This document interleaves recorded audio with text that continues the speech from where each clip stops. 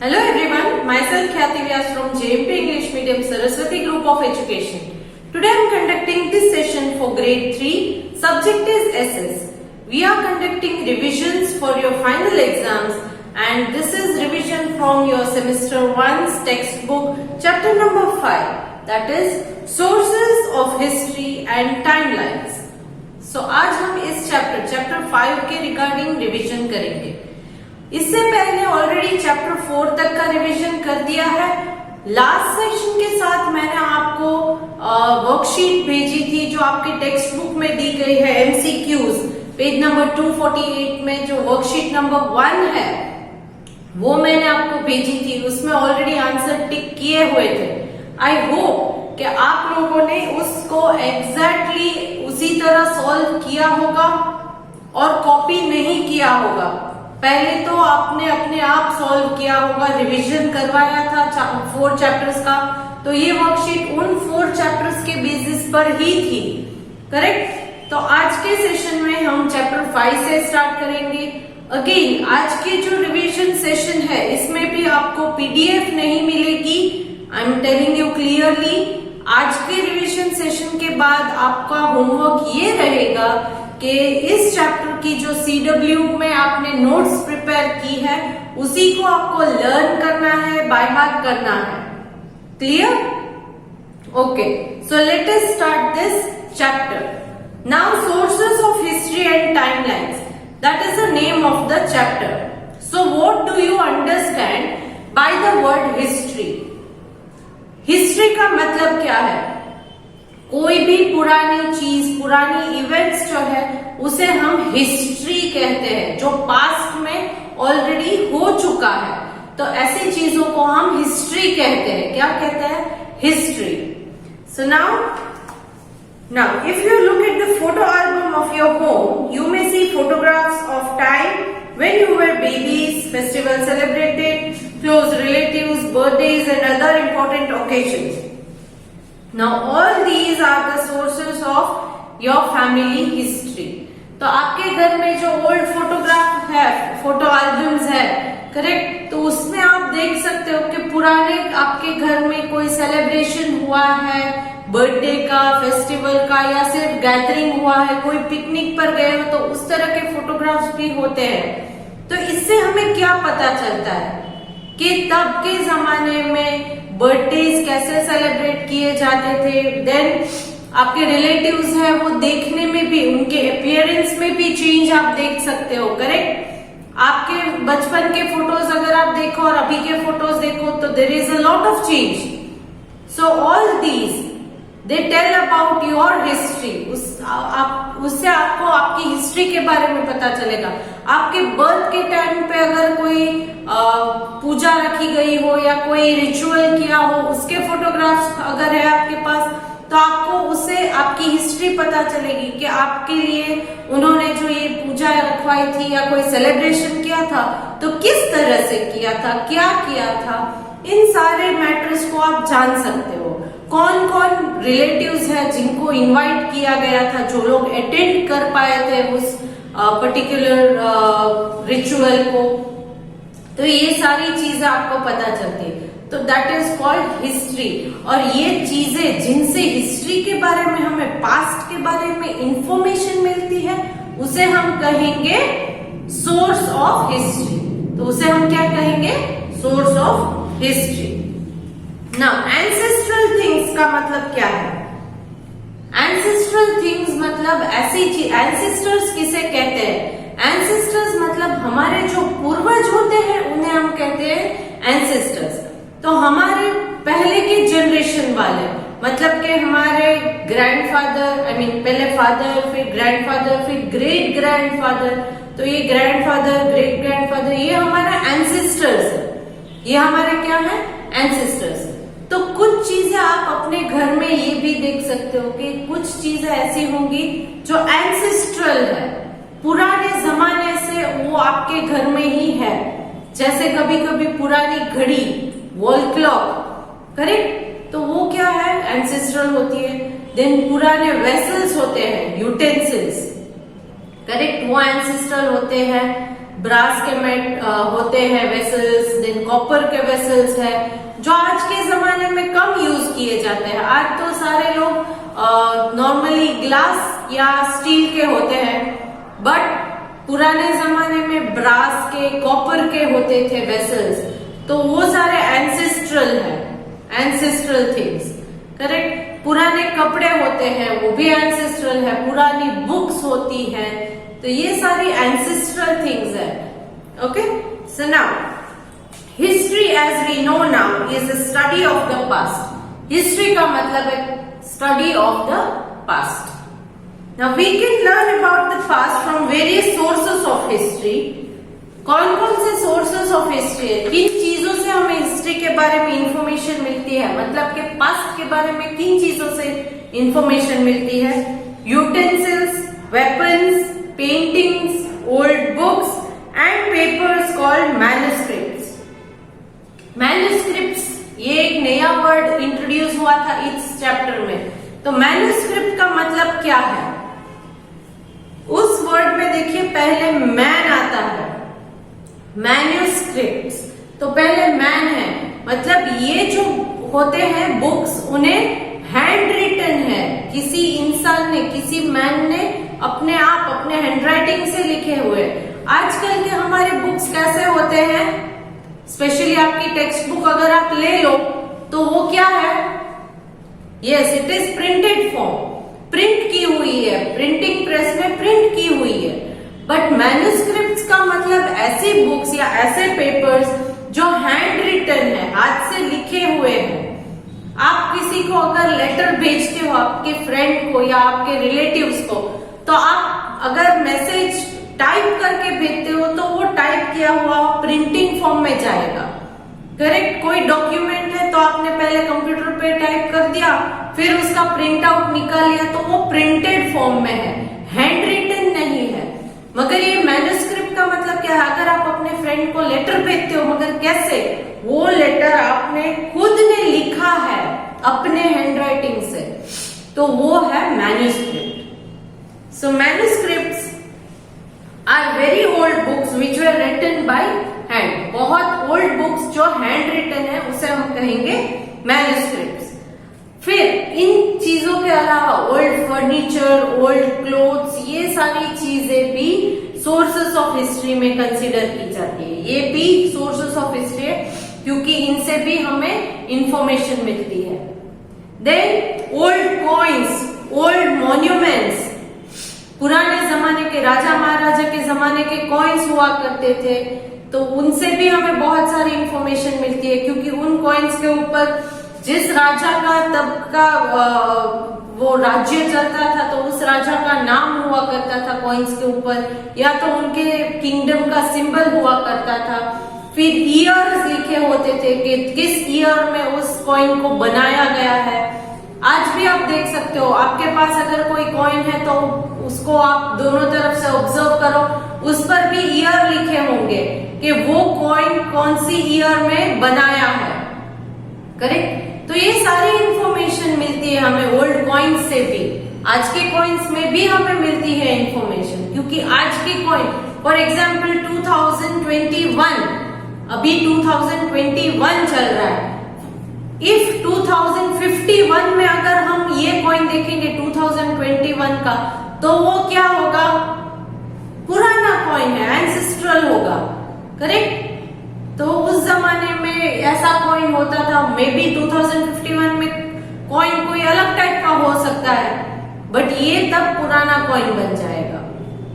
Then monuments, ruins of some monuments. Ruins मतलब कुछ पुराने बिल्डिंग्स हम इंडिया में देख सकते हैं, ऐसे ही पुराने बिल्डिंग्स पूरे वर्ल्ड में भी होते हैं। उन पुराने बिल्डिंग्स में कुछ बिल्डिंग्स जो है वो एकदम प्रिजर्व्ड है, उनको डिस्ट्रॉय नहीं किया गया है, ऐसे की ऐसे बहुत संभाल कर रखा हुआ है। बट कुछ बिल्डिंग्स ऐसे हैं, कुछ पैलेसेस, राजा महाराजाओं के पैलेसेस जो खराब हो चुके हैं, टूट फूट गए हैं, मगर फिर भी कंप्लीटली डिस्ट्रॉय नहीं हुए, तो उसमें से भी हमें बहुत सारी जानकारी मिलती है। तो ये सारे हैं sources of history. Then talking about timelines. Timeline का मतलब क्या है? Timeline is a scale where the dates of different events are placed in order in which they happen. Timeline का मतलब है एक स्केल जिसमें हम from starting till end मतलब पुराने से स्टार्ट करते उनको सीक्वेंस में अरेंज करते हैं सारी डेट्स को, और उन डेट्स को क्या हुआ था ये इंफॉर्मेशन हम लिखते हैं। मैंने आपको समझाया था, फॉर एग्जाम्पल आप अपना ही ले लो, यू वर बोर्न इन से 2011, एग्जाम्पल मैं ले रही हूँ, 2011 में birth, then 2012 I celebrated my first birthday, 2013 for the first time I went for the picnic with my parents to Goa, then 2014 maybe first time I stepped into the school, all these things, ये सारे जो है date wise arrange किए हुए अगर आपने line में लिखा है तो उसे हम कहेंगे टाइमलाइन। क्या कहेंगे? टाइमलाइन। और यहाँ पर स्पेशली टाइमलाइन जब हम ड्रॉ करते हैं तब सीक्वेंस में आना चाहिए, ऊपर नीचे डेट्स नहीं होनी चाहिए, उन्हें असेंडिंग ऑर्डर में अरेंज करके लिखना है। ओके, सो ये है टाइमलाइन। देन टाइमलाइन जब हम पढ़ते हैं तब हमें स्पेशली डेट्स को याद रखना है। तो ये डेट्स हम कैसे करते हैं? By looking at the calendar, correct? Dates कैसे पता चलती है? By looking at the calendar. अब हम जो कैलेंडर यूज करते हैं उसे हम कहते हैं ग्रेगोरियन कैलेंडर। क्या कहते हैं? Gregorian calendar. So this calendar was created by Europe over 400 years ago. इस कैलेंडर को यूरोपियंस ने 400 years ago बनवाया था, करेक्ट? बट इस कैलेंडर में क्योंकि वहां पर ज्यादा लोग जो है वो क्रिश्चियंस है और वो क्रिश्चियनिटी को फॉलो करते हैं, इसीलिए उन्होंने इस कैलेंडर को अपनी क्रिश्चियनिटी के बेस पर बनाया है। फॉर एग्जाम्पल डिसम्बर 31 को हम न्यू ईयर सेलिब्रेट करते हैं। आफ्टर डिसम्बर 31 1 जनवरी जब आता है तब न्यू ईयर बिगिन होता है। बट क्या इंडिया में हिंदूज का न्यू ईयर उसी दिन बिगिन होता है? हाँ, कैलेंडर वाइज देखो तो बिगिन होता है, बट अगर हम हिंदू कैलेंडर अगर फॉलो करते हैं तो हमारा न्यू ईयर कब आता है? दिवाली के नेक्स्ट डे, जिसको हम कहते हैं यस, हमारा न्यू ईयर तब आता है, नूतन वर्षाभिनंदन, ये हम कहते हैं ना एक दूसरे को, नया साल तब आता है। मगर ग्रेगोरियन कैलेंडर के अनुसार उनका जो न्यू ईयर है वो 31 दिसंबर को जो last day of the year माना जाता है और 1 जनवरी से न्यू ईयर उनका स्टार्ट होता है। और क्योंकि हमने इस ग्रेगोरियन कैलेंडर को एक्सेप्ट किया है तो हम भी इसी के अकॉर्डिंग चल रहे हैं, बट हमारा नया साल हम उस दिन सेलिब्रेट नहीं करते हैं। हाँ, वेस्टर्न कल्चर के अनुसार अगर हम चले तो कुछ होटल्स में, रिसोर्ट्स में पार्टीज अरेंज की जाती है और हम उन पार्टीज को एंजॉय भी करते हैं, करेक्ट? बट एक्चुअल में हमारा न्यू ईयर तब नहीं है ना। ये जो ग्रेगोरियन कैलेंडर है इसमें 2 पार्ट्स हैं, एक है सीई, एक है बीसीई। सीई मतलब कॉमन एरा, बीसीई मतलब बिफोर कॉमन एरा। ये सीई और बीसीई इसका डिवीजन कैसे होगा? क्योंकि क्रिश्चियनिटी के बेस पर ये कैलेंडर बनाया गया है तो क्रिश्चियंस के लिए मेन उनके गॉड है वो है जीसस क्राइस्ट। तो जीसस क्राइस्ट के बर्थ के बाद वाले जो ईयर्स है उसे कॉमन एरा में कंसिडर किया गया है, और जीसस क्राइस्ट के बर्थ के पहले के जो ईयर्स है उन्हें हम before common era that is BCE में कंसिडर करते हैं ना। सीई जो है वो फॉरवर्ड काउंटिंग में आता है, increasing numbers, for example 2000, 2001, 2002। BCE backward जाता है अगर 2000 है तो उससे बैकवर्ड 2000, नो 2000 है तो उससे बैकवर्ड आएगा 1999, 1998, 1997, वो बैकवर्ड जाता जाएगा। तो इस तरह से हम इसे काउंट करेंगे। सुना, ये Europeans they believe that Jesus birth was the most important event in the history, so they took his birth as the beginning of the calendar year और द ईयर 1। इन लोगों के लिए, क्रिश्चियंस के लिए जीसस बहुत इंपॉर्टेंट है, इसीलिए उनके जन्म का जो ईयर है उसे वो ईयर 1 कंसिडर करते हैं और वहां से वो कॉमन एरा का बिगिनिंग मानते हैं। नंबर 1, ईयर नंबर 1 वहां से स्टार्ट होता है। Starting from year 1, the year after the birth of Jesus are written with the term CE, that is common era after them. So हर साल के एंड में CE लगाते हैं ताकि पता चले कि अच्छा ये जीसस क्राइस्ट के बर्थ के बाद वाला ईयर है, तो इसीलिए CE लगाते हैं। फॉर एग्जाम्पल 1990 CE, तब समझ में आएगा कि ये कॉमन एरा का है। But history did not start with year 1, but history जो है वो जीसस क्राइस्ट के बर्थ का जो ईयर है दैट इज ईयर 1, वहां से स्टार्ट नहीं होती है। हिस्ट्री तो बहुत पुरानी है, जीसस के बर्थ के पहले के भी बहुत सारे इंस्टेंसेस है, इवेंट्स है, तो उनको भी कंसीडर करना जरूरी है। इट इज मच ओल्डर, हमारी हिस्ट्री बहुत पुरानी है। So, how do we count the year before the birth of Jesus Christ? So, Jesus के पहले के years को कैसे count करेंगे हम? These years are counted backwards from 1. तो Jesus के birth वाले year को अगर हम 1 consider करते हैं तो उससे backward जाना है, उससे पीछे जाना है, before. तो इसीलिए before common era कहते हैं। They have the words BCE, that is before common era, after them. तो जीसस के क्राइस्ट के पहले के जो ईयर्स है उसमें बैकवर्ड जाते हैं और उसके आगे हम लगाते हैं BCE. Then you count dash from 1 for BCE. BCE के लिए ईयर 1 से कैसे काउंट करोगे? फॉरवर्ड, बैकवर्ड या साइडवेज? किस तरह? यस, आप काउंट करोगे बैकवर्ड। BCE काउंट करना है तो ईयर 1 से आप बैकवर्ड काउंटिंग करोगे तो BC आएगा। अगर आपको CE काउंट करना है तो फॉरवर्ड काउंटिंग करना है ईयर 1 से, बट BCE काउंट करना है तो आप काउंट करोगे backward. Then the use of the term CE and BCE started recently. ये CE and BCE का यूज अभी रिसेंटली ही स्टार्ट हुआ है। Mostly historians use AD and BC। पहले की टेक्स्ट बुक में अगर आप देखो, बहुत पुरानी टेक्स्ट बुक है, तो AD and BC यूज करते थे।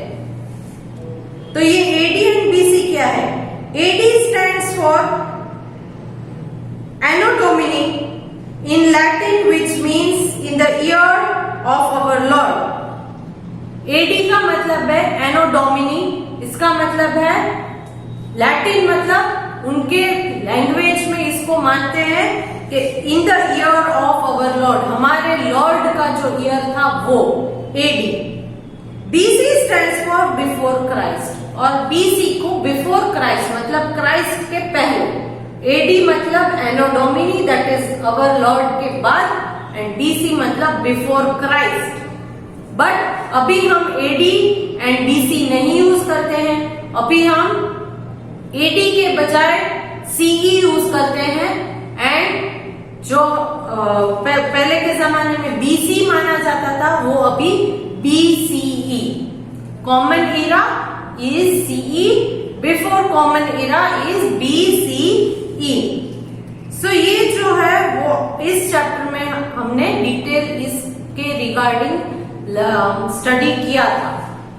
तो आज का आपका होमवर्क मैंने पहले ही आपको समझा दिया था कि आज का आपका होमवर्क ये है कि आप फिर से एक बार टेक्स्ट बुक में से इस चैप्टर को रीड करोगे। कोई भी डाउट है तो फिर से एक बार वीडियो देखिए, मैंने पूरा चैप्टर एक्सप्लेन किया है, करेक्ट। फिर भी अगर आपको डाउट लगता है तो आप मुझे कांटेक्ट कर सकते हो। And today's your work is also to learn the textbook exercise. Textbook में जो एक्सरसाइज है, मैच द फॉलोइंग ट्रू और false, choose the correct answer, unscramble letters to form the correct words and question answer, ये सारी चीजें आप आज learn करोगे इस चैप्टर के रिगार्डिंग। ये जो है आपको फाइनल एग्जाम में बहुत हेल्पफुल रहेगा। हम 1 बाय 1 चैप्टर का रिवीजन कर रहे हैं ताकि आपको फाइनल एग्जाम्स के लिए बहुत सारा टाइम मिले रिवीजन के लिए, और ज्यादा एक दिन में बहुत सारे चैप्टर को एक साथ रिवाइज करने से हो सकता है कि आपको बहुत दिक्कत हो। तो ये 1 बाय 1 चैप्टर रिवाइज करते जाइए ताकि एग्जाम में इजी हो जाए। क्लियर? आई होप कि आप मेरे इंस्ट्रक्शंस को फॉलो करोगे and you will do your revision good way.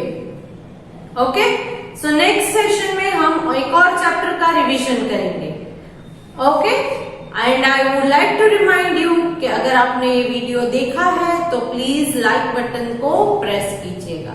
Bye. History is the study of the past. Utensils, weapons, paintings, old books and papers, coins and remains of buildings and palaces, old furniture and so on are sources of history. To know about the past, we need to know what happened and when it happened. So historians use a scale called a timeline to understand the link between dates and events in history. The dates for different events are placed in the sequence in which they happened. This is known as sequencing. We count the days, months, and years using a system of counting called a calendar. The calendar we use is called the Gregorian calendar. Starting from the year 1, the years after the birth of Jesus Christ are written with the term CE, or Common Era, after them. The years before the birth of Jesus Christ are counted backwards from 1. They have the words BCE, or Before Common Era, written after them. When we talk of CE, we count forwards. And when we talk of BCE, we count backwards.